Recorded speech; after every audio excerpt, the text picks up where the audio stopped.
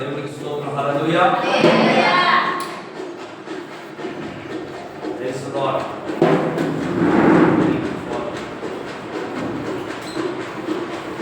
సర్వోన్నతుడా నీవే నాకు ఆశ్రయ దుర్గము.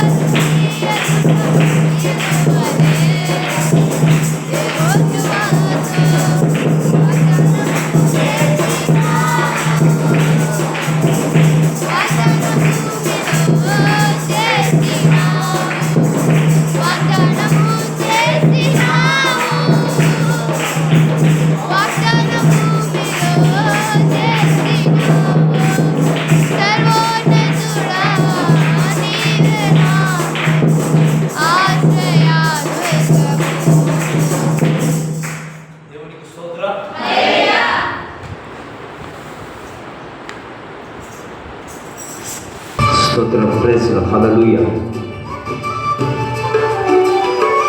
అబ్రహాము నమ్మిన దేవుడా,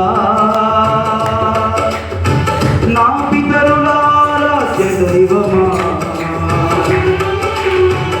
అబ్రహాము నమ్మిన దేవుడా,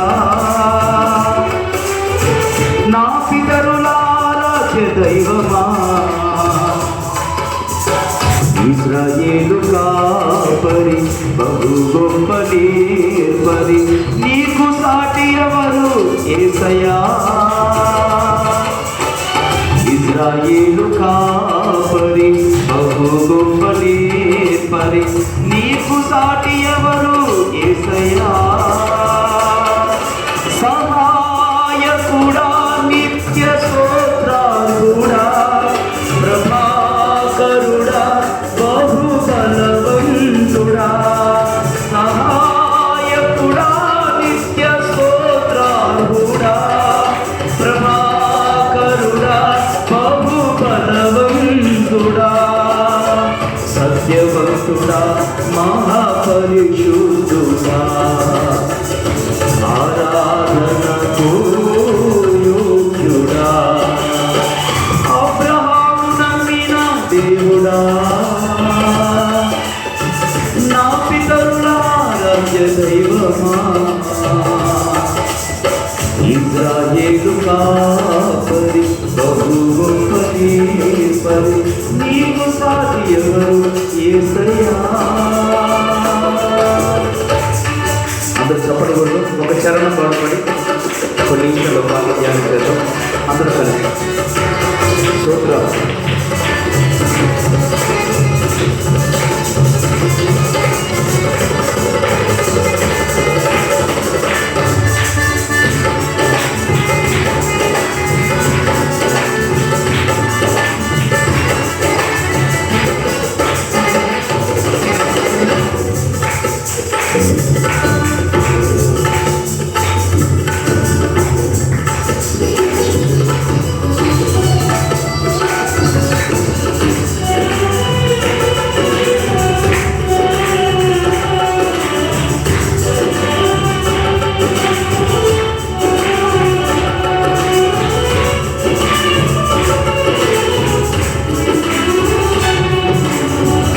నీలి మేఘములు నీడ మార్చి అగ్నిస్తంభమును కాంతిగా నిలిపి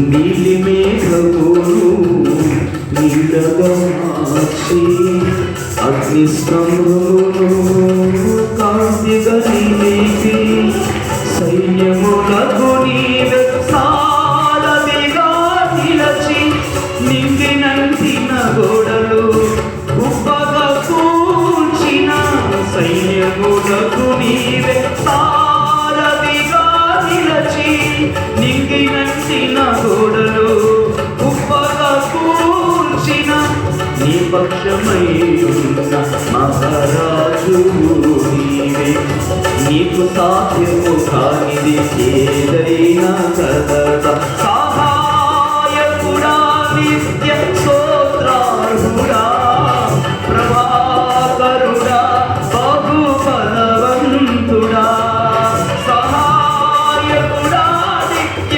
స్తోత్రార్హుడా ప్రభాకరుడా బహు బలవంతుడా సత్యవంతుడా మహాపరిశుద్ధుడా ఆరాధనకు యోగ్యుడా అబ్రహాము నమ్మిన దేవుడా నా పితరుల ఆరాధ్య దైవమా. స్తోత్రం, హల్లెలూయా. ఒకసారి గట్టిగా చప్పట్లు కొడుతూ ప్రభుని కనపడతాం అందరూ దగ్గరగా.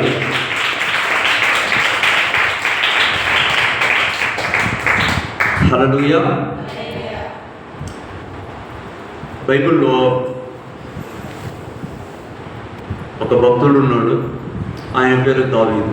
ఆయన రాసినటువంటి కీర్తనలో 23వ కీర్తన చాలా ప్రాముఖ్యమైనది. కొంతమంది అయితే దాన్ని కంఠపాఠంగా నేర్చుకున్న వారు ఉన్నారు. సండే స్కూల్ పిల్లలు అయితే చూడకుండా అందులో 6 వచనాలు ఉంటాయి. 6 వచనాలు చాలా ప్రాముఖ్యమైన విషయాలు. ఒక్కొక్క మాట నా ప్రియదేవుని బిడ్డలారా, క్రైస్తవుని యొక్క ఎదుగుదలకు, క్రైస్తవుడు బలపడడానికి, క్రైస్తవుడు సంపూర్ణంగా దేవుని యందు నిరీక్షణ ఉంచి జీవించడానికి దాహదపడే విషయాలు అందులో దాచబడ్డాయి. ఒక మూడు విషయాలు మాత్రమే నేను మీకు చెప్తాను. అందులో ఉన్న ఒక 3 విషయాలు చెప్తాను. జాగ్రత్తగా మీరు వినాలి, సరేనా? దేవునికి స్తోత్రం. అందులో మొదటి వచనం ఏంటంటే 23వ కీర్తన మొదటి వచనం ఏంటంటే, యెహోవా నా కాపరి, నాకు లేమి కలుగదు. చెప్పండి, యెహోవా నా కాపరి, నాకు లేమి కలుగదు. లేమి కలుగదు అంటే దాని అర్థం ఏంటి? పొదుగా ఉండదు. మనకి ఏ విధంగా అర్థం చేసుకుంటాం అంటే, నాకు కొరత ఉండదు, ఆయన నాకు కాపరిగా ఉంటే ఆయన నన్ను ఏ పొదువు లేకుండా నడిపిస్తాడు, ఆయన ఏ కొరత లేకుండా నన్ను బలపరుస్తాడు. ఒక విధంగా ఆలోచన చేస్తే అది నిజమే. ఆయన మనకు ఏ కొరత లేకుండా, ఏ పొదువు లేకుండా నడిపించే గొప్ప కాపరి.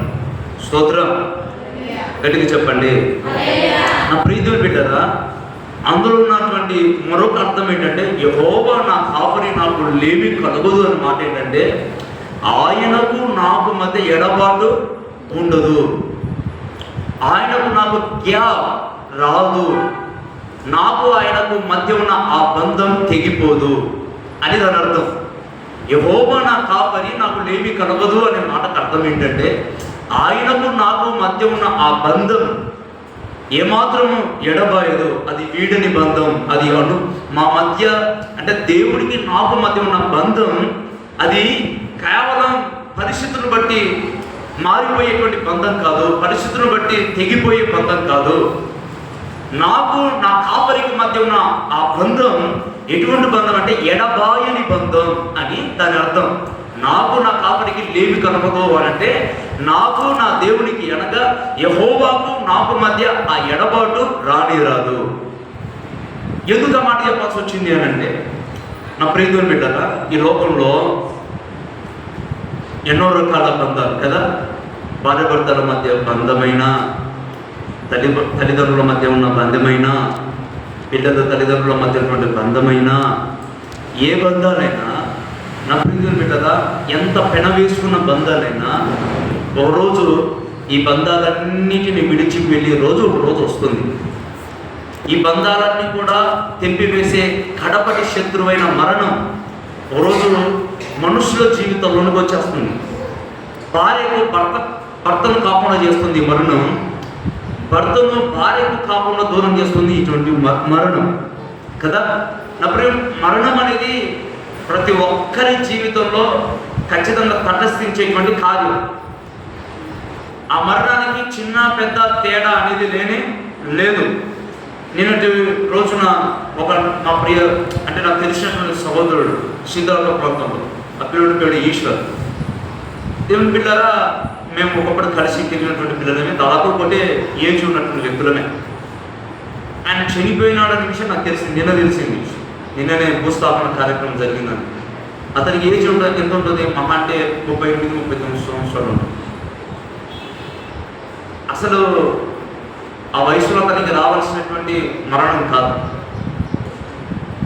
నిద్రపోయాడు, నిద్రలు పోతూనే అలాగనే చనిపోయాడు విషయం నాకు తెలిసిన సత్యం. అంటే మరణం ఎవరిని ఏ విధంగా పలకరిస్తుందో తెలియదు,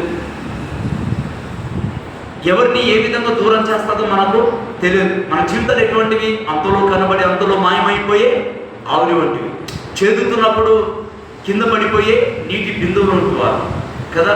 నా ప్రియతుని బిడ్డరా, త్రాసు మీద ఉన్నటువంటి ధూళి వంటి వారు కనుక నా ప్రియతుని బిడ్డరా, మన జీవితంలో ఎటువంటి అంటే ఉదయం పూసి సాయంకాలం ఎండిపోయే గడ్డి పువ్వు వంటి వారు కదా. నా ప్రియతుని బిడ్డరా, ఎవరికి ఎవరు శాశ్వతం కాదనే విషయం మనకందరికీ తెలుసు. కానీ ఇక్కడ దావీదు ఎందుకు ఈ విషయం చెప్పాడంటే, దేవుని స్తోత్రం, నా జీవితంలో నాకు ఎంతమంది దూరం అయిపోయినా, ఒకవేళ నా భార్య నాకు దూరం అయిపోయినా, నా భర్త నాకు దూరం అయిపోయినా, నా బంధువులు నాకు దూరం అయిపోయినా, నా పిల్లలు నాకు దూరం అయిపోయినా, ఎవరు నాకు దూరం అయిపోయినా, ఏ మరణము ఎవరిని నన్ను విడదీసినా, కానీ కాపరి నుండి నన్ను ఏమాత్రము విడదీయలేదు. ఆ మరణము మనుషులను నన్ను వేరు చేయొచ్చు, కానీ దేవుని నుండి నన్ను ఆ మరణము వేరు చేయలేదు. నా దేవునికి అనగా యెహోవా నా కాపరి, నాకు లేమి కలగాలంటే ఎవరు ఏ పరిస్థితులైనా సరే నాకు దూరమైన, నాకు ఆయనకున్న ఆ బంధం ఏ దానికి తెగిపోదు. ఎందుకంటే ఈ బంధము ఎవరి ద్వారా ఆయన రక్తాన్ని బట్టి, ఆయన రక్షణను బట్టి, ఆయన ప్రాణం పెట్టి నాకు ఇచ్చినటువంటి ఈ బంధము ఏనాటికి తెగిపోని బంధము, ఇది శాశ్వతమైన బంధము, ఇది ఆగాపే బంధము అంటూ ఆ విషయాన్ని తెలియజేస్తూ వచ్చాడు. నా ప్రియ దేవుని బిడ్డలారా, ఈరోజు మీ జీవితంలో, మీ కుటుంబ సభ్యుల్లో మీరు ప్రేమించిన వారు మీకు దూరమై ఉండొచ్చు, మీరు నమ్మిన వారే మీకు దూరమై ఉండొచ్చు, మీ రక్త సంబంధికులు మీకు ఎవరైనా దూరమై ఉండొచ్చు, ఒకవేళ ధనం దూరమై ఉండొచ్చు. ఏది నీ జీవితంలో దూరం అయిపోయినా ఒక్క విషయం, శాశ్వతమైన ప్రేమతో ప్రేమించే ఒక ఆయన ఎప్పటికీ నిన్ను విడిపోకుండా నీతోనే సదాకాలము నీతోనే ఉండడానికి వచ్చి ఉన్నాడు. హల్లెలూయా. తల్లి తన బిడ్డలను మరచినా నేను మరువాలేనంటివే, తల్లి తన బిడ్డలను మరచినా నేను మరువాలేనంటివే,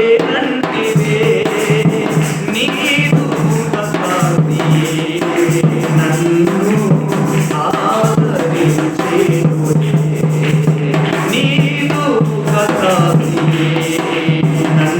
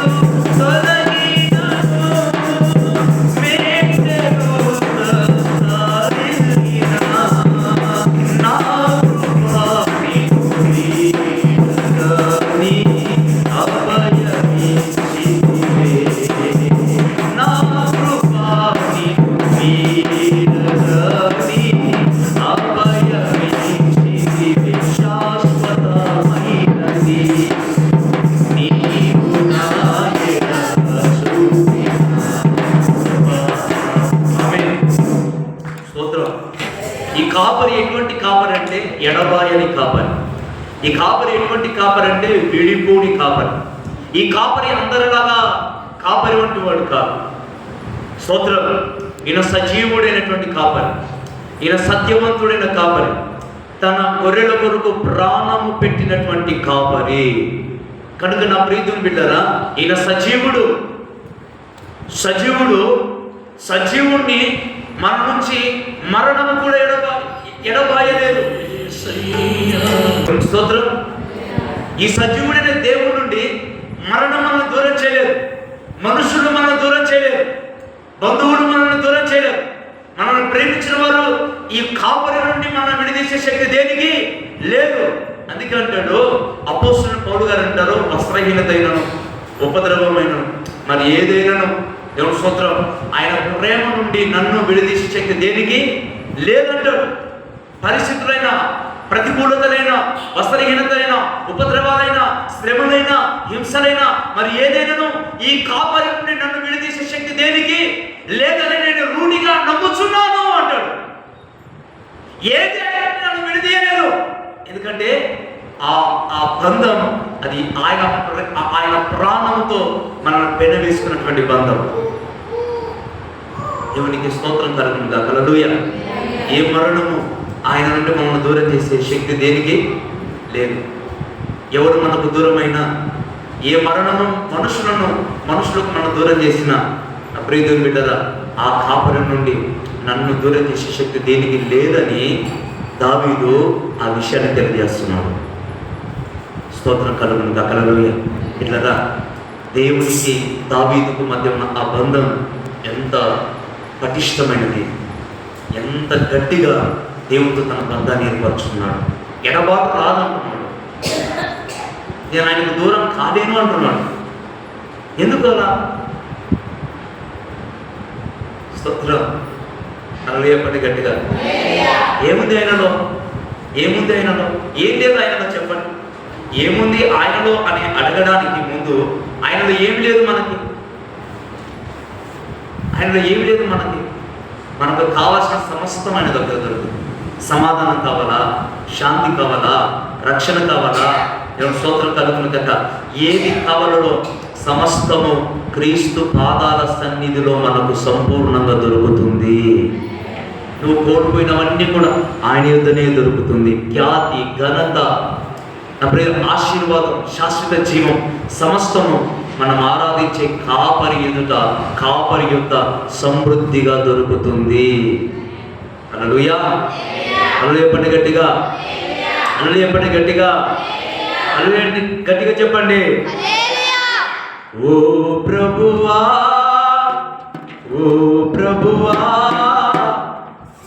నీవే నా మంచి కాపరివి, నీవే నా మంచి కాపరివి, నీవే నా మంచి కాపరివి, నీవే నా మంచి కాపరివి. ఓ ప్రభువా,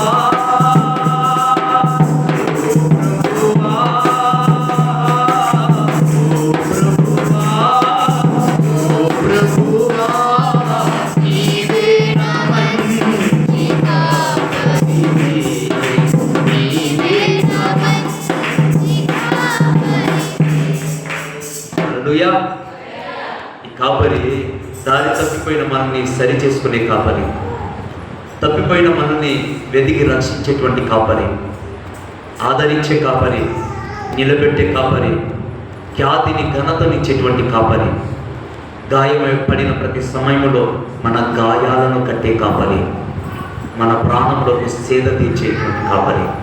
హల్లెలూయా. గట్టిగా చెప్పండి. అందరికీ రక్షకుడై మనందరినీ కాపాడేటువంటి మంచి కాపరి.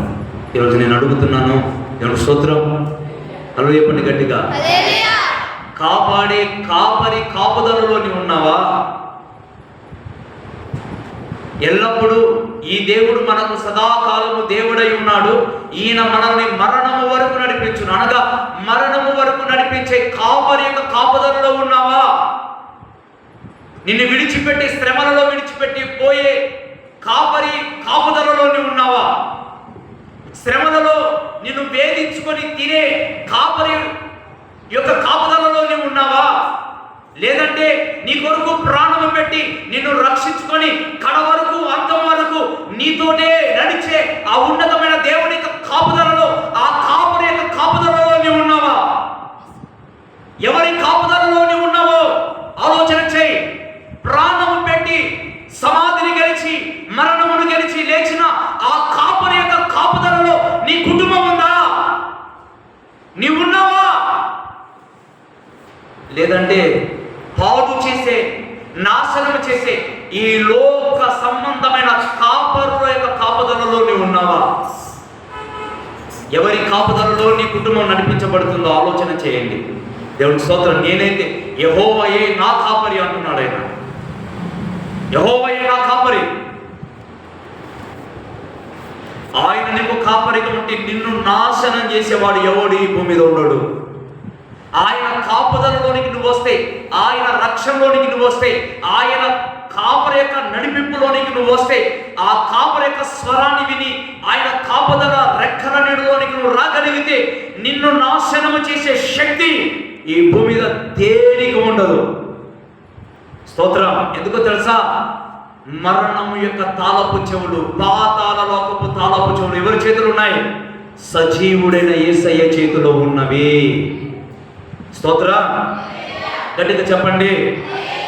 కాబట్టి దావీదు చెప్పిన మాటకు పరమార్థం ఏంటంటే, నా దేవుడికి అనగా నా కాపరికి నాకు ఎటువంటి ఎడబాటు రాదు, లేవి కలగదు, కొదవ జరగదు, నా మధ్య గ్యాప్ రాదు. స్తోత్ర. ఈరోజు నీ కుటుంబంలో ప్రతికూలతలు ఉండిండొచ్చు, అప్పులు ఉండిండొచ్చు, కొన్ని రకాల శోధనలు నీ జీవితంలో ఉండిండొచ్చు. కానీ నీకు నీ కాపరికి మధ్య ఎడబాటు రాకూడదు. స్తోత్రం. నువ్వు దేవునితో వేసుకున్న బంధం అది ప్రాణబంధం. ఆ బంధాన్ని నుండి నువ్వు వేరు కావాలన్నా ఆ బంధం నేను విడిచిపెట్టదు. కాబట్టి నా ప్రియ దేవుని బిడ్డారా, దేవుని స్తోత్రం. దేవునికి మధ్య మనకు దేవునికి మధ్య ఉన్న ఆ బంధాన్ని మరింతగా గట్టిపరుచుకుందాము గాక. దేవుని స్తోత్రం. గట్టిగా చెప్పండి. ప్రియ దేవుని బిడ్డరా, ఏదో ఒక రోజు అందరు నిన్ను విడిచి వెళ్ళిపోతారు, కానీ నీతో పాటు సదాకాలము ముదిమి వచ్చు వరకు నిన్ను ఎత్తుకొని ముద్దాడేటువంటి పరమ తండ్రి యొక్క కౌగిటిలో, ఆయన కాపుదలలోనే నీ కుటుంబం, నీ జీవితం నిత్యము ఉండునుగాక. దేవునికి స్తోత్రం. ఎవరు విడిచి వెళ్ళిపోయినా నిన్ను విడిచి వెళ్ళిపోడు. మరణం అందరినీ దూరం చేస్తుంది, కానీ ఆ కాపరిని మన నుండి విడదీయలేదు. ఆ మాటకు దాని అర్థం అదే.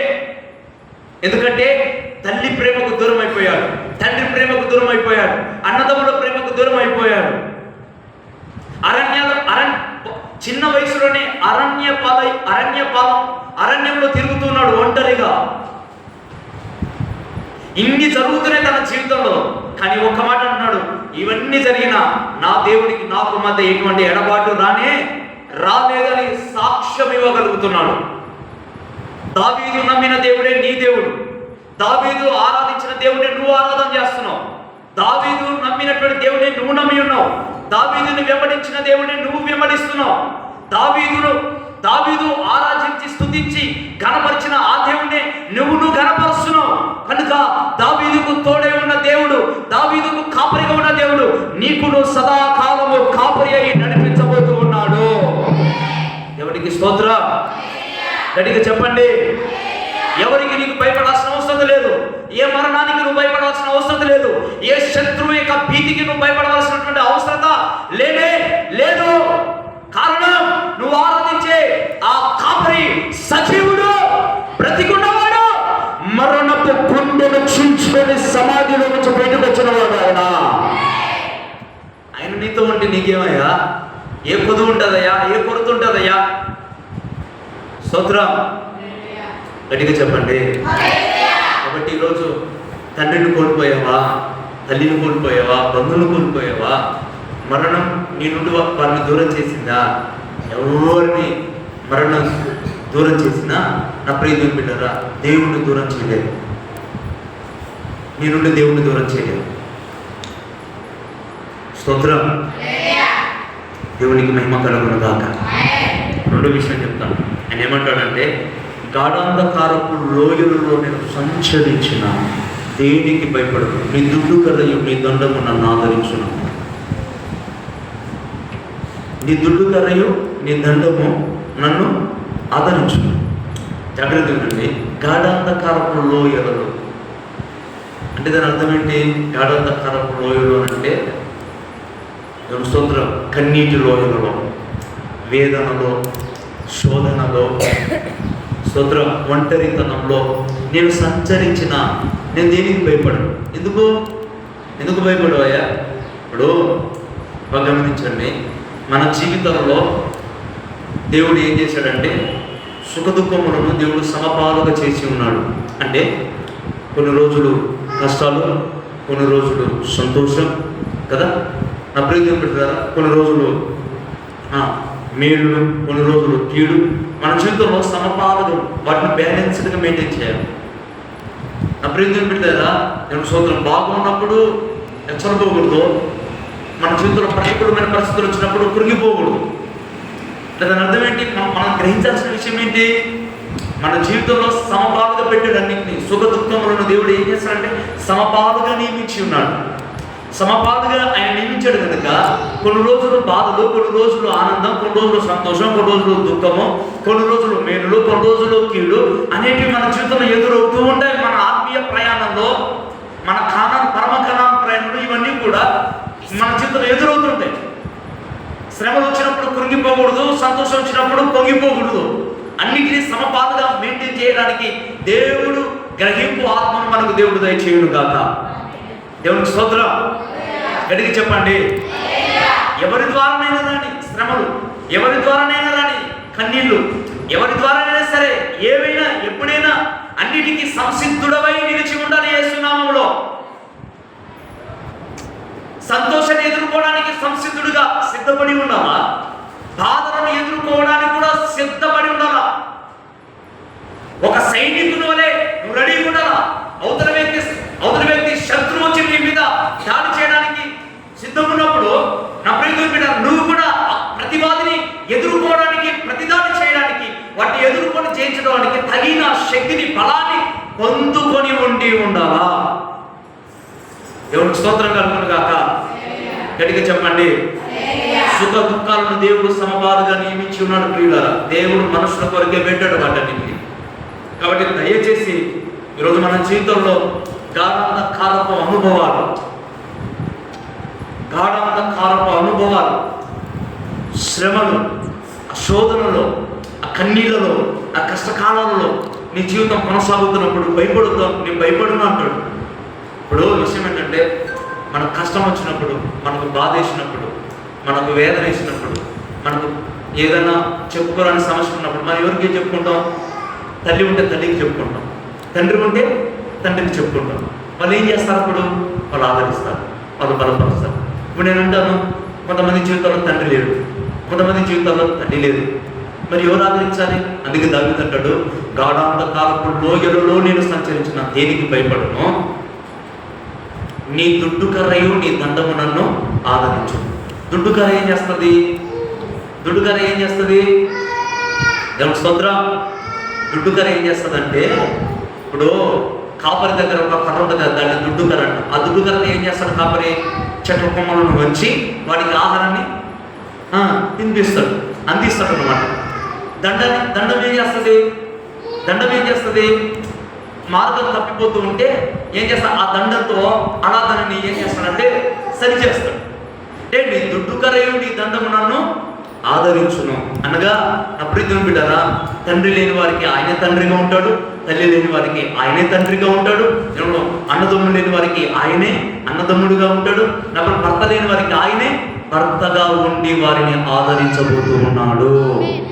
ఎవరు మన జీవితంలో మనం ఏం కోల్పోయి ఉన్నామో? భర్తను కోల్పోయావా? తండ్రిని కోల్పోయావా? తల్లిని కోల్పోయావా? ఎవరిని కోల్పోయావో అదే స్థానంలో మన కాపరి తల్లిగా ఉండి, తండ్రిగా ఉండి, స్నేహితుడిగా ఉండి, అన్నగా ఉండి, నా ప్రియమైన బిడ్డలారా, మనను నడిపించే సంపూర్ణ సారథి అయిన దేవుడుగా ఉన్నాడు ఆయన. దేవునికి స్తోత్రం. గట్టిగా చెప్పండి. మన జీవితంలో ఎవరిని కోల్పోయి ఉన్నామో ఆ స్థానంలో భర్తీ చేయడానికి మన కాపరి ఉన్నాడు. ఆయన ఆదరిస్తాడు. తల్లి తన బిడ్డను ఆదరించినట్టుగా ఆదరిస్తాడు. తండ్రి తన బిడ్డను ధైర్యపరిచినట్టుగా ఆయన ధైర్యపరుస్తాడు. స్నేహితుడు తన స్నేహితుడికి తోడుగా ఉన్నట్టుగా ఆయనకు మనకు నిజమైన మంచి స్నేహితుడుగా, విడువని స్నేహితుడుగా మనకు ఆయన తోడుగా ఉంటాడు.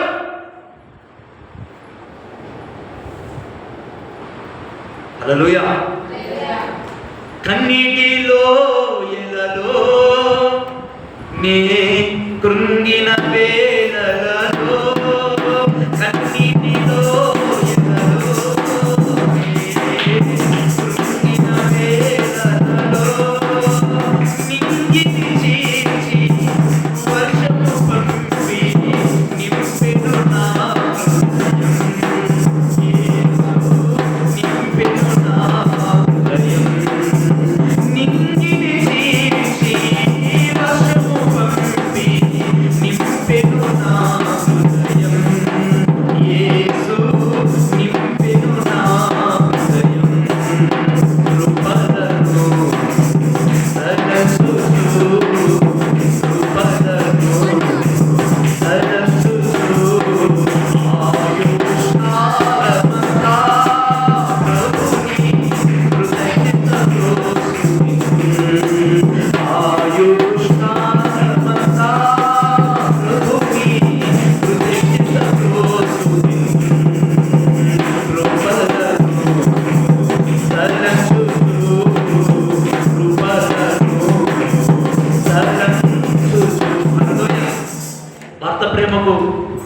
నోచుకోలేదు, తండ్రి ప్రేమకు నోచుకోలేదు, తల్లి ప్రేమకు నోచుకోలేదు, భార్య ప్రేమకు నోచుకోలేదు. అందరి ప్రేమకు దూరం అయిపోయామేమో. నా ప్రియమైన బిడ్డలారా, దావీదు అందరి ప్రేమకు దూరం అయిపోయాడు. కష్టాల లోయలలో, కన్నీటి లోయలలో తన జీవితాన్ని కొనసాగిస్తున్నాడు. భయాల మధ్య, కలవరాల మధ్య తన జీవితం కొనసాగుతున్నప్పుడు దావీదు అంటాడు, నీ దుడ్డు కర్రయు నీ దండము నన్ను ఆదరించును. స్తోత్రం. నన్ను ఎడబాయే కాపరి, నన్ను దూరం చేసి నాకు దూరంగా ఉండే కాపరి కాదు ఆయన. దేవునికి స్తోత్రం కలుగుతుందా? హల్లెలూయా. గట్టిగా చెప్పండి. మూడో విషయాన్ని నేను గుర్తు చేస్తాను. ఏమంటాడంటే, నేను చిరకాలము యెహోవా మందిరంలో నివాసము చేసేదని అంటాడు. చిరకాలము యెహోవా మందిరంలో ఏంటి? ఈ లోకంలో 4 రకాల మందిరాలు ఉన్నాయి. 1 రాళ్ళతో కట్టబడిన మందిరం, 2 దేహమే దేవుని మందిరం, 3 పరిశుద్ధులంతా కలిసి ఒక మందిరం అనగా పరిశుద్ధ సంఘం, సార్వత్రిక సంఘం అంతా కలిపి ఒక మందిరం. 4వ మందిరం ఒకటి, అది సియోను. మరి ఎక్కడ చిరకాలం ఉండాలని కోరుకుంటున్నాడు? చిరకాలం ఎక్కడ ఉండాలని కోరుకుంటున్నాడు ఆయన? దేవుని మందిరంలో. చిరకాలము యెహోవా మందిరంలో నేను నివాసము చేసేదను అంటున్నాడు. వినండి బిడ్డలారా, దేవునికి మహిమ కలుగును గాక. అంటే ఒకవేళ ఈరోజే నా కడవరి గడి అయితే, ఈరోజే నా మరణం నన్ను సమీపిస్తే నేను ఎక్కడ ఉండబోతున్నాను తెలుసా? ఎక్కడ చిరకాలం యెహోవా మందిరంలో నేను నివాసం చేయబోతున్నాను. దేవునికి స్తోత్రం. చిరకాలం అక్కడ నేను ఉండబోతున్నాను.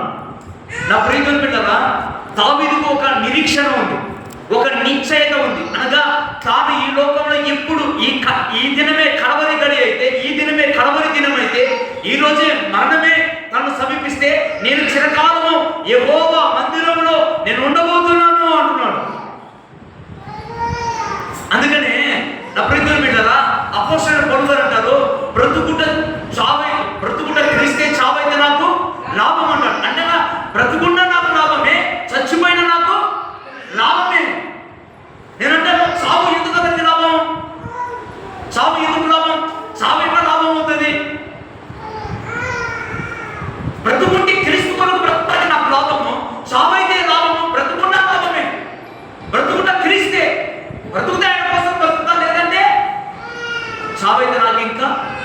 లాభము అంటున్నాడు. లాభం మీద చావిట లాభం అవుతుందయ్యా. చెప్తా వినండి. చావు ఒకరికి నష్టాన్ని మిగిల్చింది, చావు ఒకరికి లాభాన్ని మిగిల్చింది.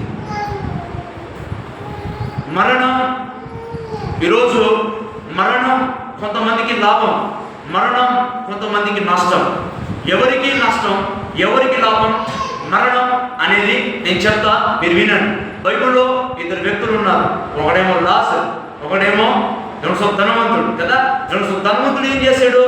తన బ్రతికిన కాలం అంతా కూడా తన ఇష్టానుసారంగా జీవించాడట. అతడు క్రైస్తవుడే, అతడు దేవుని నమ్మిన వాడే. కానీ తాను బ్రతికిన కాలం అంతా తాను ఇష్టం వచ్చినట్టుగా బ్రతికాడు, తనకు ఆలోచన వచ్చినట్టుగా బ్రతికాడు, తన శరీరాన్ని సుఖపెట్టుకున్నాడు, తాను ఎలా బ్రతకాలని కోరుకున్నాడు ఆ విధంగా బ్రతికాడు. దేవుని ఆజ్ఞల మార్గంలో బ్రతకలా, దేవుడు చెప్పిన కట్టడాల మార్గంలో నడవలా, దేవుడు చెప్పిన జీవ మార్గంలో నడవలా, ఆయన చెప్పినటువంటి ఆ బాటలో తన జీవితాన్ని నడిపించుకోలేదు. కానీ లాజరు దరిద్రుడైనప్పటికీ, నా ప్రీతులు బిడ్డరా, అతడు దేవుని ఆజ్ఞను అనుసరించాడు, దేవుని మాట ప్రకారంగా జీవించాడు. ఒక రోజు వెళ్ళిందానికి మరణం వచ్చింది, చచ్చిపోయాడు. ధనవంతుని మాత్రము స్తోత్రం అంగరంగ వైభవంగా, స్తోత్రం బ్యాండు మేళములతో కదా తన మరణం, అతని పార్థిక దేహం ఏం చేశారు? అతని దేహాన్ని పాత పెట్టారు. కానీ లాజరు దరిద్రుడు కనుక, ఎవరు లేని అనాథ కనుక, ఎవరో మున్సిపాలిటీ వాళ్ళు వచ్చి తీసుకుని పోయారు ఆ శరీరాన్ని. కానీ నా ప్రీతిని బిడ్డరా, బైబిల్ వాక్యం చెప్తుంది, లాజరుని తీసుకుని వెళ్ళాను కనుక లాజరు తీసుకుని వెళ్ళడానికి దేవుని దూతలు దిగి వచ్చారు. లాజర్ని దేవుని యొద్దకు తీసుకుని వెళ్ళడానికి దేవుని దూతలు దిగి వచ్చారని యేసయ్య చెప్పాడు. ధనవంతుని ఆత్మను తీసుకుని వెళ్ళడానికి దయ్యాలు వచ్చాయట. ఒకరి ఆత్మను తీసుకుని వెళ్ళడానికి దేవదూతలు వచ్చారు, మరొకరి ఆత్మను తీసుకుని వెళ్ళడానికి దయ్యాలు వచ్చాయి. ధనవంతుని మరణం తర్వాత ఆరని నిత్యాగ్ని గుండంలోనికి వెళ్ళిపోయాడు. దరిద్రుడైనటువంటి లాజరు ఏం చేశాడు? మరణించి అబ్రహాము యొక్క కుడి పార్శ్వమున ఉన్నాడు, పరదైస్లో ఉన్నాడు. అనగా ఒకరి మరణం ఒకరికి లాభాన్ని తీసుకొని వచ్చింది, మరొకరి మరణం నష్టాన్ని తీసుకొచ్చింది. ఏంటి ఆ నష్టం? ఆరని నిత్యాగ్ని గుండము. ఆరని నిత్యాగ్ని గుండము. ఈ శబ్ద తరంగం ద్వారా వింటున్నటువంటి సహోదరి సహోదరుడా, ఏదో ఒక రోజు మరణం అనేది ప్రతి ఒక్కరిని సమీపిస్తుందనే విషయం మనకు తెలుసు. కానీ బైబిల్లో ఒకరికి మరణం నష్టాన్ని తీసుకొచ్చింది, మరొకరికి మరణం లాభాన్ని తీసుకొని వచ్చింది. ఈరోజు నేను అంటాను, ఒకవేళ ఈ రోజే నీ చివరి గడి అయితే నీ మరణం నీకు లాభాన్ని తీసుకొస్తుందా? నీ మరణం నీకు నష్టాన్ని తీసుకొస్తుందా? నష్టం అనగా నిత్య నరక అగ్ని గుండము, ఆరని గుండము.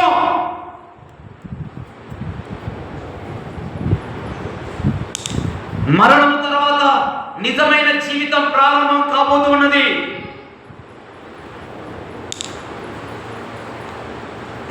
దేవుని నామానికి మహిమ కలుగును గాక. లాజరు యేసయ్యను సొంత రక్షకుడిగా అంగీకరించుకొని దేవుని యందు భయభక్తులను నిలిపి తాను బ్రతికిన కాలమంతా కూడా దేవుని యొక్క మార్గంలో అనుసరించాడు, దరిద్రుడైనప్పటికీ.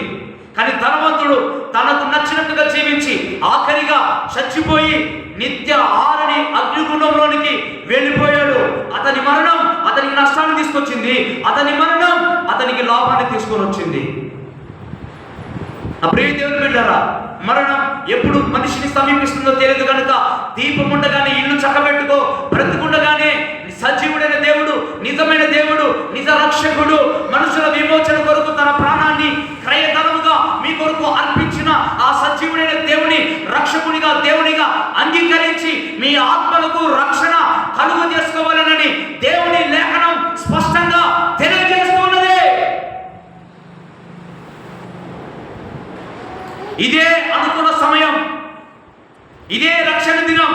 నేడు ఉండగానే నా ప్రియమైన రేపటి దినం నీది కాదు, ఈ రోజు దినమే నీది కనుక ఈ రోజు ఉండగానే, నేటి దినం ఉండగానే వీలైనంత మట్టుకు నీ ఆత్మను దేవుడికి అప్పగించుకొని నమ్మకమైన సృష్టికర్తకు నీ జీవితాన్ని సమర్పించుకొని నా ప్రియ దేవుని బిడ్డలారా, ప్రభు వైపు మీ మనసును త్రిప్పుకొనవాలని ప్రభువు నామం పేరిట మీకు తెలియజేస్తూ ఉన్నా. తమ్ముడా, అగ్నిలో చేపెడితే చిన్న మంటకే నువ్వు అల్లారిపోతావు. అది ఆరని అగ్నిగుండం, అది యుగ యుగాలు మండే గుండం. అది సాతానుకు సిద్ధపరిచిన సాతానుకు సంబంధులకు నిమిచిన ఆరని అగ్నిగుండంలోనికి నువ్వు వెళ్ళకూడదనే యేసుక్రీస్తు ప్రభువారు 2020 సంవత్సరాల క్రితం నీ కొరకు తన ప్రాణాన్ని ఇచ్చి, నీ కొరకు తన రక్తాన్ని కాచి, నీ కొరకు, నీ రక్షణ కొరకు, నీ పాప విముక్తి కొరకు ఆయనే బలిగా మార్చబడ్డాడు. కాబట్టి మార్గం, జీవం, సత్యం ఆయన మాత్రమే. ఆయనే మార్గం, ఆయనే సత్యం, ఆయనే జీవం. ఆయన ద్వారా మాత్రమే నీకు పరలోకం, ఆయన ద్వారా మాత్రమే స్వర్గం, ఆయన ద్వారా మాత్రమే నీకు పరలోకం. అందుకే దావీదు అన్నాడు, చిరకాలము యెహోవా మందిరంలో నేను నివాసం చేయబోతున్నాను అంటాడు. హల్లెలూయా. నీకు ఆ నిశ్చయత ఉందా? ఈ రోజు చనిపోయినా కూడా పరలోకపు మందిరంలో నేను చేరగలుగుతాను, ఆయనతో ఉండగలుగుతాను, ఆయనతో పాటు నివాసము ఉండబోతున్నాను. ఆ నిత్యత్వంలోనికి, మరణము లేని ఆ లోకంలోనికి, సజీవుడైన ప్రాణము పెట్టిన ఆ పరమ తండ్రి యొద్దకు నేను వెళ్తాననే నిశ్చయత నీకుందా?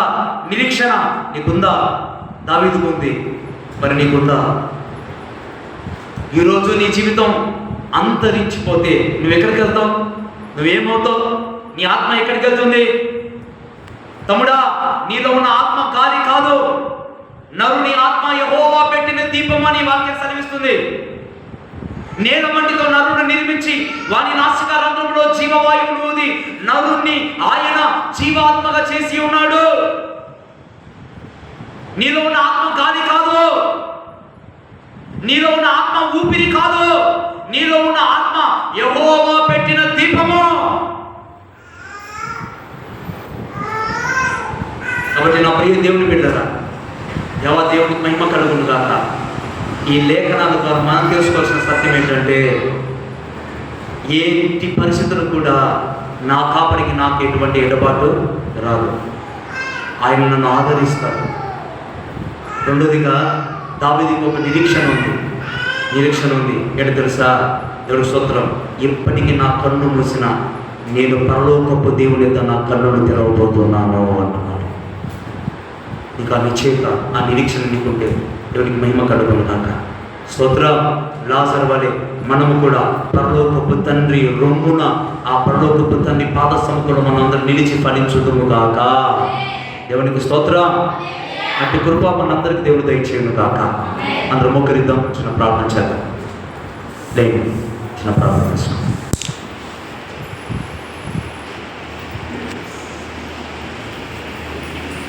దేవుని స్తోత్రం. మన మధ్య ఉన్నటువంటి వేరే మా ప్రార్థన చేస్తుంది.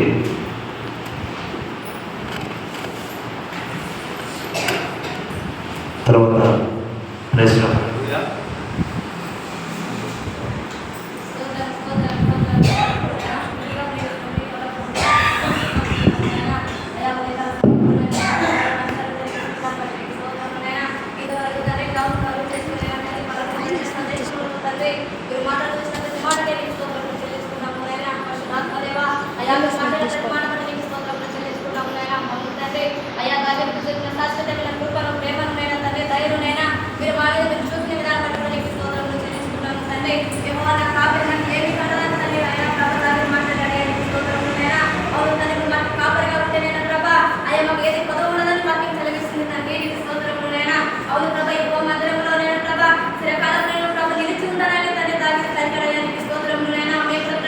అయ్యా నీ మందిరంలో స్థిరకాలం ఉండడానికి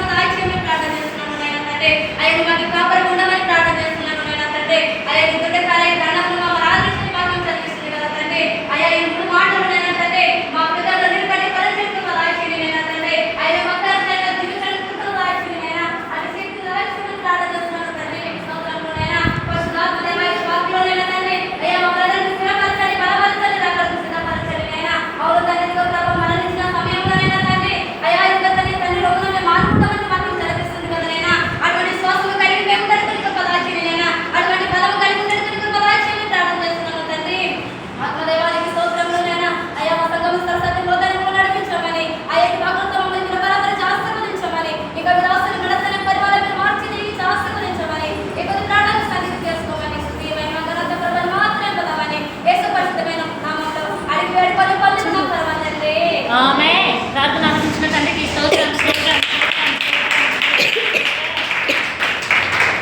కృపాసక్తి సంపూర్ణుడైన ప్రేరేగిన మా తండ్రి ఏమూలమైన ప్రేమను బట్టి మీకు వందనాలు స్తోత్రాలు చెల్లించుకుంటున్నాము దేవా. మరొకసారి తండ్రి ఈ సమయంలో ఆరాధనలో మీరు తండ్రి మీ దాసుని పక్షంలో నిలబడి మాతో మాట్లాడిన ప్రతి మాటను బట్టి నీకే వందనాలు స్తోత్రాలు చెల్లించుకుంటున్నాము దేవా.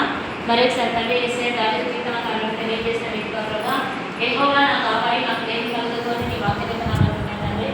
దాని కీర్తనకారుడికి ఏ విధమైనటువంటి లేని కలగదు ప్రభావ. అలాగే మా జీవితాల్లో కూడా తండ్రి వేసే మీరు కాపరిగా ఉంటే మరి తండ్రి వేసే మా జీవితాల్లో ఏ కొద్దుగా ఏ కొరత ఉన్నదని ఈ రాష్ట్రం ద్వారా మీరు మాకు తెలియజేశారు నాయన. అదేవిధంగా తండ్రి వేసే మేము బ్రతుకు దినంలోనే కృపాక్షేమములే మా వెంట వచ్చును. చిరకాలము యెహోవా మందిరంలో నేను నివాసము చేసేదానని నీ వాక్యం ప్రభావ. మందిరము అంటే తండ్రి యేసయ్య నీ రాళ్ళ చేత కట్టబడిన మందిరమే కాకుండా ఆత్మ సంబంధమైనటువంటి మందిరంగా అటువంటి నివాస స్థలంలో మేము జీవించడానికి మీరు సహాయం చేయమని వేడుకుంటున్నాము తండ్రి. అదేవిధంగా తండ్రి యేసయ్య మరణం తండ్రి యేసయ్య ఆత్మ సంబంధమైన మరణము లోక తండ్రి యేసయ్య లోకానుసారమైన మరణాన్ని 2 మరణాల గురించి నీ దాసుల ద్వారా మాతో మాట్లాడడానికి ధనవంతుడు ఎలాగైతే చనిపోయి మరి తండ్రి యేసయ్య ఎలాగైతే మరి తండ్రి నరకంలోనికి తీసుకొని వెళ్ళాడు ప్రభా. అటువంటి వాటిని గురించి కూడా లాజర్ని గురించి కూడా మీరు మాకు తెలియజేశారు నాన్న. మరొకసారి మమ్మల్ని మేము సరి చేసుకునేటువంటి భాగ్యాన్ని మమ్మల్ని మేము సరిదిద్దుకునేటువంటి ధన్యత మీరు మాకు ఇచ్చినందుకు వందనాలు స్తోత్రాలు చెల్లించుకుంటున్నాం ప్రభా. ధనవంతుడు ఎలాగైతే లోకంలో ఉన్నప్పుడు ఇష్టానుసారంగా జీవిస్తూ తండ్రి యేసయ్య మిమ్మల్ని మీ ప్రేమ ఎలా తండ్రి జీవించాడో అలా కాకుండా తండ్రి యేసయ్య లాజర్ లాగా తండ్రి యేసయ్య మీ మాట నమ్మిక ఉంచి నిన్ను అనుసరిస్తూ మీ మాట జీవించడానికి అలాగే చనిపోయిన తర్వాత పరలోకంలో మేము అడుగు పెట్టడానికి అబ్రహాము ఆనందమైనటువంటి స్థితిలోకి మీరు మమ్మల్ని తీసుకెళ్ళమని సహాయం చేయమని వేడుకుంటున్నాం తండ్రి. అదేవిధంగా తండ్రి యేసయ్య ఆనాడు ఇశ్రాయేలుని ఎలాగైతే అరణ్యంలో మీరు తోడైంది నడిపించిన రీతిగా మమ్మల్ని కూడా తండ్రి యేసే లోకమైనటువంటి అరణ్య యాత్రలో ప్రభు మీరే ముందండి తండ్రి యేసే ప్రతి సంస్థాన్ని మీరే ముందండి మీ నామానికి మహిమకరంగా మమ్మల్ని నడిపిస్తున్న విధానానికి వందనాలు స్తోత్రాలు చెల్లించుకుంటున్నాము తండ్రి.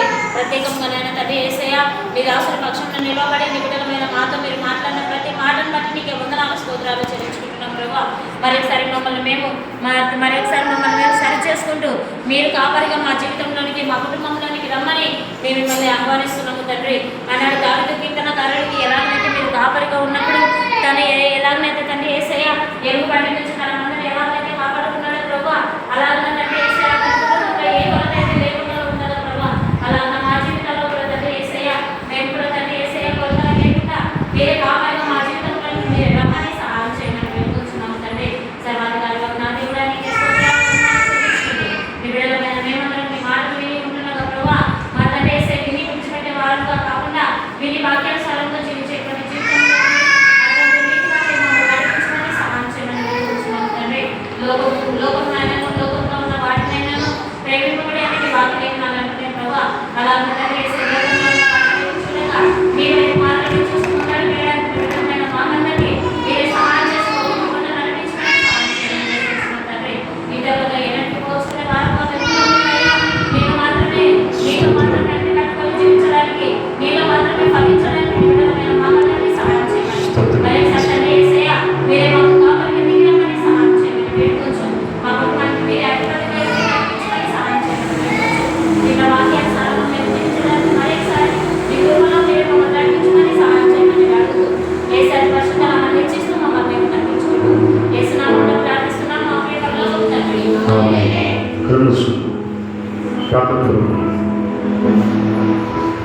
ఆయన నీ కాపరి ఆయన స్వరాన్ని వినాలి. ఆయన నీ ప్రాణానికి సేద తెచ్చే కాపరి. నీకు ఆయనకున్న ఆ బంధం మనుషులను బట్టి పరిస్థితులను బట్టి దూరం కాకుండా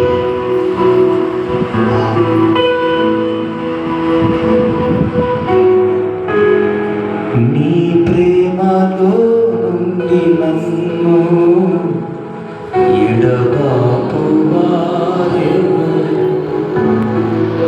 నీ ప్రేమలో నుండి నన్ను ఎడబాపువారెవరు?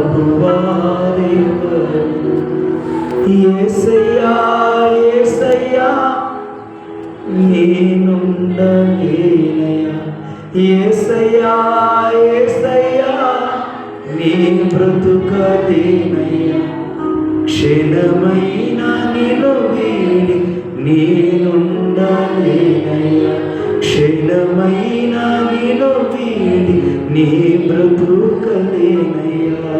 ఆయనకు దూరం అయిపోయి మోసపోవద్దు. నిజమైన ఆదరణ, నిజమైన ప్రేమ, నిజమైన రక్షణ, నిజమైన సంతోషం ఆయన పాద సముఖంలో మనకు సమృద్ధిగా కలుగుతుంది. Thank you Lord, thank you Jesus. Hallelujah. ఈ లోకంలో శ్రమలు ఎదురయ్యే కొలది, శోధనలో నువ్వు వెళ్ళే కొలది ఆయన నీకు మరింత సమీపస్తుడుగా ఉంటాడు. ఆయన నీకు మరింత దగ్గరగా ఉంటాడు. ఆయన నిన్ను మరింతగా నడిపిస్తాడు. నీ కాలు తడబడకుండా మంచి కాపరి అయి ఆయన నిన్ను సరిచేస్తూ ముందుకు నడిపిస్తాడు. ఇక నుంచైనా సరే ఆయన సమృద్ధి కృపకు మనం అప్పగించుకుంటున్నాం కాక. యెహోవా నా కాపరి, నాకు లేమి కలగదు, నా దేవుడికి నాకు ఎడబాటు లేని లేదు అంటున్నాడు. నేను గాఢాంధకారపు లోయలో సంచరించినప్పుడు నన్ను ఆయనే ఆదరిస్తున్నాడు. నా ఆదరణ ఆయనే అంటున్నాడు. నా ఆనందం ఆయనే అంటున్నాడు. నా సంతోషం ఆయనే అంటున్నాడు. నా విడుదల ఆయనే అంటున్నాడు. నన్ను నడిపించే కాపరి ఆయనే అంటున్నాడు. నువ్వెందుకు దావీదు అనుసరిస్తున్న ఆ దేవుడిని నువ్వు అనుసరిస్తున్నావు. కాబట్టి ఇటువంటి అనుభవాలలో కూడా నువ్వు నడుస్తున్నట్లయితే నువ్వు కలత చెందుతూ, ఎందుకు తెలుసా, ఆ భయాలలో కూడా నీ దేవుడు నీకు ఆదరణకర్త అయ్యి నిలిచి బలపరచబోతున్నాడు. దావీదుకు ఒక నిశ్చయత ఉంది, ఒక నిరీక్షణ ఉంది. తాను మరణము తర్వాత ఏమవబోతున్నాడో, ఎలా ఉండబోతున్నాడో దావీదుకు తెలుసు. వీడు కూడి ఉన్న నీకు తెలుసా, నీ మరణం తర్వాత నువ్వు ఎలా ఉండబోతున్నావు? ఈ శబ్ద తరంగం ద్వారా వింటున్న సహోదరి సహోదరుడా, దావీదుకున్న ఈ నిరీక్షణ, దావీదుకున్న ఈ నిశ్చయత, దావీదుకున్న ఈ ఆనందం నీవును కలిగి ఉన్నావా? హల్లెలూయా. ఇక నుంచైనా సరే ఆరుని నిత్య నరకాగ్ని గుండముల నుండి తప్పించడానికి మన కొరకు ప్రాణం పెట్టిన ఆ మంచి కాపరి యేసయ్య యొక్క కాపుదలలో మన జీవితాలు సంపూర్ణంగా కొనసాగునుగాక. అయ్యా, నీ బిడ్డలందరూ కూడా నీ కృపను నిలిచి ఉందరు కాక దేవా. ఈ ఎండాకాలంలో కూడా పనులు చేసుకుంటూ తమ జీవనోపాధి కొరకే ముందుకు వెళుతున్న బిడ్డలు ఎంతో మంది ఉన్నారు. అటు వారిని మీ కృపలో జ్ఞాపకం చేసుకోండి. ఆశీర్వాదకరంగా మార్చండి, దీవెనకరంగా మార్చండి, మేలుకరంగా మార్చండి. తండ్రి, పగటి ఎండ దెబ్బైనను, రాత్రి వెండిన దెబ్బైనను, పగటి వేళ సంచరించు కీడుకైనను, మధ్యాహ్నం ముందు పాటు చేయ రోగములకైనను నీవు భయపడవద్దు అన్నావు. మహోన్నతుడా, ఎవరు కూడా వృద్ధ వయసులో ఉన్న వారికైనా, యవనస్తులకైనా, చిన్నపిల్లలకైనా ఏ ఎండ దెబ్బ తగలకుండా వారిని కాపాడి అయ్యా నీ కృపలో స్థిరపరచుకోండి. ఈ దినమున నీ కృపలో నడిపించబడిన ప్రతి ఒక్కరు కూడా సమృద్ధికరమైన నీ సహాయం వారికి వచ్చునుగాక తండ్రి. నీ కృపకు మీ ఆత్మపరిని అప్పగిస్తూ దీవించుచు యేసు నామములో ప్రార్థన చేస్తున్నాం పరమ తండ్రి. ఆమేన్, ఆమేన్. అందరం పైకి లేచి పడదాం. ఒక పాట పాడుతుండగా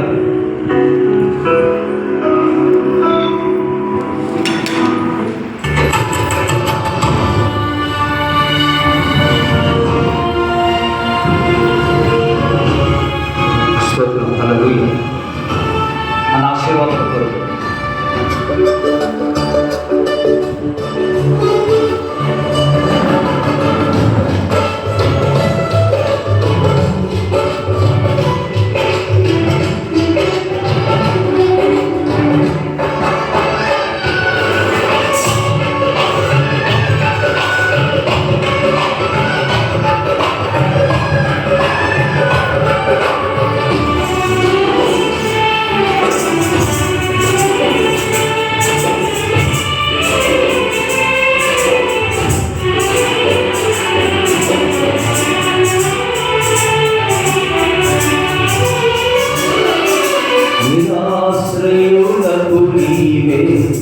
నిత్యాశ్రయమై నిరాశల నీడను తొలగించెదవు.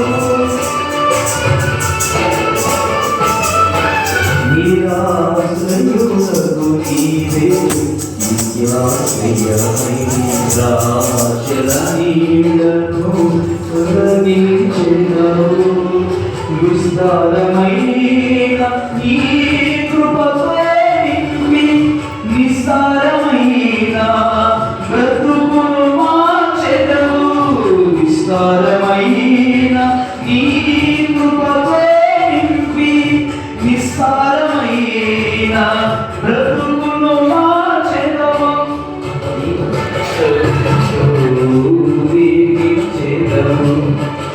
నీకు సాధ్యము కాని ఏదైనా కలగ సహాయకుడా నిత్య సోదరుడా ప్రభాకరుడా బహుబలవంతుడా సహాయకుడా నిత్య సోదరుడా ప్రభాకరుడా బహుబలవంతుడా సత్యవంతుడా మహాపరిశుద్ధుడా ఆరాధనలు యోగ్యుడా అబ్రహాము నమ్మిన దేవుడా